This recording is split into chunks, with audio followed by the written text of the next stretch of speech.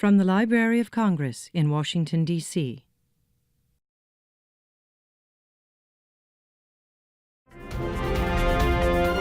This is Junior Fellows TV. Good evening and welcome to Junior Fellows TV, your key news source for the hip happening world of the Library of Congress. I'm Eric Ives. And I'm Shannon Heide. Founded in 1800, the Library of Congress serves as the official research library for the United States Congress. With an estimated collection of over 150 million artifacts, the library's mission is to increase access and awareness for Congress, the American people, and for people all over the world. In keeping with this mission, every year the Library of Congress gives undergraduate and graduate students from across the nation an opportunity to experience the inner workings of the nation's oldest federal cultural institution as Junior Fellows. This competitive program provides Junior Fellows the opportunity to work on various projects with curators and specialists in the Office of the Librarian, Library Services, the Copyright Office, the Office of Strategic Initiatives, or the Law Library. Junior Fellows are exposed to a broad array of library work, including preservation, reference, access standards, digital initiatives, and collections processing. One of the projects featured in the Junior Fellows program is called the Roll Call on Congressional Quarterly Photo Morgue. I interviewed Victoria Allen, who is working on this project in the Prints and Photographs division. How does your project promote the library's mission? We're taking all of the pictures, logging them, filing them, putting them into a database. That way researchers can have unprecedented access to what life is like on the Hill. Roll Call and Congressional Quarterly were largely social magazines, and they covered anything from campaign finance reform to neighborhood life on Capitol Hill. So being able to put them into the database and having the physical materials available in the reading room has definitely raised a level of access that researchers have never been able to achieve before. How's this experience helping you with your future career path or major? As a student of history and politics, being able to work in the United States' oldest and largest federal institution is absolutely mind-blowing.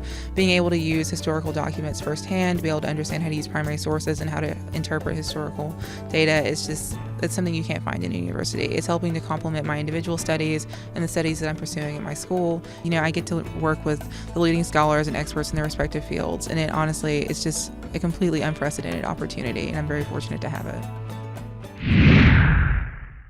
Great story, Shannon. Now we'll head over to the Hispanic Division, where Corey Kepper interviewed Jeff Helm. Jeff, why don't you tell me what you're working on this summer?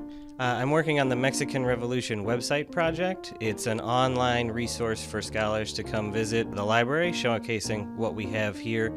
I'm basically writing historical research and then showing a visual source to go with the writing based on the collections that we have here at the library.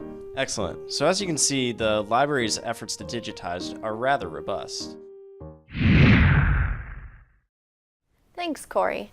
Nick Kuipers is a junior fellow working in the Collections Access, Loan, and Management Division, the library's largest division that maintains the general collections. He's working on the Carvalho Monteiro project. Alexis Ankerson has the story. Nick, who is Carvalho Monteiro? Antonio Augusto Carvalho Monteiro is a late 19th century, early 20th century Portuguese book collector. Well, in 1927 and 1929, the Library of Congress acquired Carvalho Monteiro's collection of roughly 30,000 items. When it was acquired by the library, it was given an acquisition stamp, one of 3 unique acquisition stamps, and then dispersed throughout the library with no comprehensive list. And it's now my job to go through and find these books that are part of the collection and inventory them and make a comprehensive list of the collection. How many books have you found so far? Since this project began a year ago, the 2 interns before me and myself have found a total of 700 books. How does this project relate to your interests in school? This project is teaching me a lot about research, and I think whatever field you go into, having strong research skills is incredibly important, and this project is really helping me with that. Now we turn to the Geography and Maps Division with Erin Sidwell on the scene. The Geography and Maps Division makes cartographic information from all parts of the world available to Congress and members of the general public. Let's head inside the division to see what Monica Stone, Beth Blackwood, and Manuel Velandia are working on this summer. Monica, can you tell me a bit about your project? I am working with the Congressional Cartography Program to both help catalog and create maps for members of Congress when they request them. So this is a map that I made. It's of the Michigan 1st Congressional District for the current representative. And it shows the boundary of his district, and he also requested to have the counties, the cities, and all of the types of federal land that are within his districts. And Beth, can you tell me a bit about your project? Yeah, I'm actually working on the Civil War Geospatial Project, and this is the 150th anniversary of the Battle of Gettysburg. These are 3 maps that were made by John Bachelder in 1863, right after the Battle of Gettysburg. So he got here a week after and actually ran around on his horse getting all the topographic lines correctly, and then he talked to all of the brigade commanders, everybody who was involved in the battle, and then he produced these 3 maps. So I put them in GIS and Google Earth to make a tour that goes through and shows you what happened every hour of the battle. Very neat. And Manuel, what have you been working on this summer? I'm working with the Vicente Pintado maps. It's a 62 map collection from East and West Florida. And it's incredible the amount of history involved in these maps. Thank you all so much for your time today. Now we'll head over to Sarah in the Young Readers Center. In 2009, the Young Readers Center, part of the Center of the Book, opened its doors to children and adults alike. Rachel Salzberg is helping to further the mission of the Young Readers Center. I'm working in the Young Readers Center, which is the only place in the Library of Congress where kids under 16 can actually see books.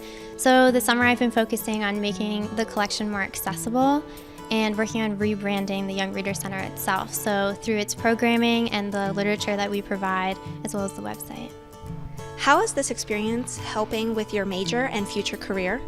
Well, this summer I've spent a lot of time focusing on outreach within the community, so these skills will be really helpful when I study community health as my undergrad major. It's been a really excellent learning opportunity for me, as well as finding ways to incorporate literacy into public health and learning how to interact with kids on a broad range from kindergarten to teens. So that's been a really great experience for me. In the Jefferson Building's Rare Book Reading Room, Meredith Doubleday and Seneva Elfon are working on the Copyright Deposit Collection, archiving applications from over 100 years ago.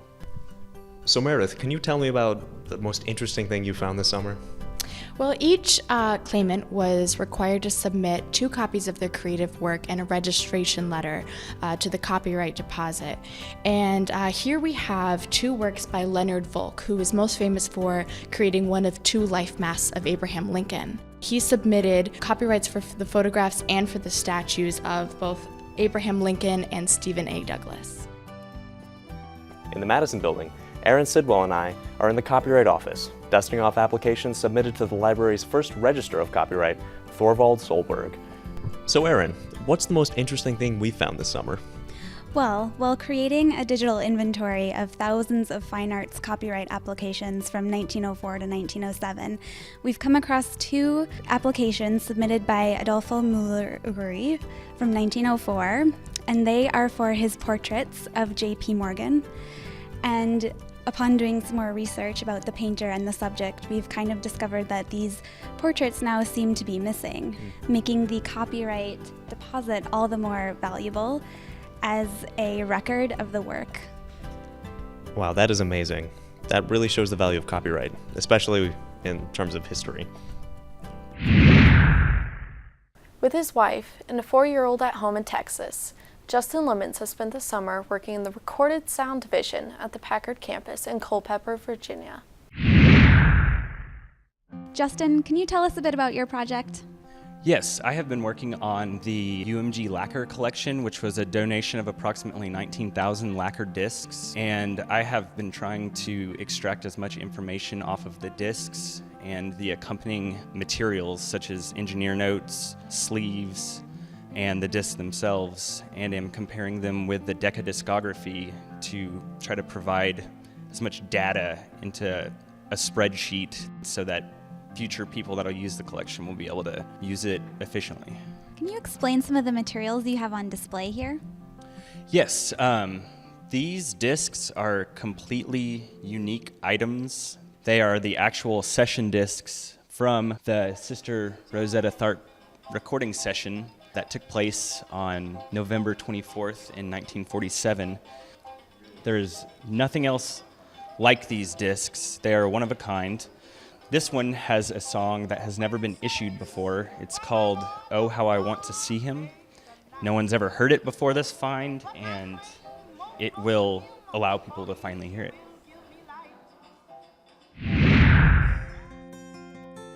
The Junior Fellows program culminates in Display Day, an opportunity for each intern to showcase his or her discoveries, viewable to several special guests, including members of Congress. What captivating stories on the Junior Fellows at the Library of Congress.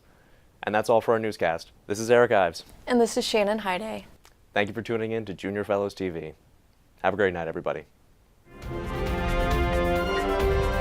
This is Junior Fellows TV.